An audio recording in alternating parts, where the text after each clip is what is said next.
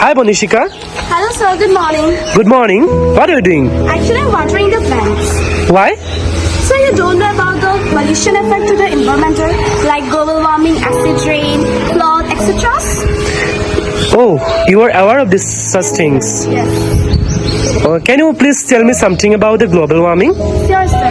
Global warming is a definitely single greatest chemical reaction to the earth which the earth is facing at present now. The temperature of the earth is at the highest point of the earth.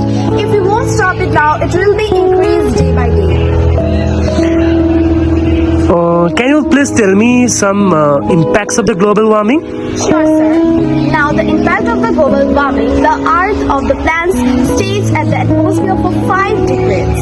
And if we will not stop it, it will be increased more. So this is the reason why the earth's temperature is rising day by day. Oh, it's really a major environmental concern. So can you please tell me how to minimize these things? Sure. So let's discuss some methods to minimize this by using less plastic, by planting more and bare trees, by watering it. That's all. So from here, I request everyone. So let's take an initiative of save planet that will save our Mother Earth. Thank you. Thank you Bomisikha for every kind of information.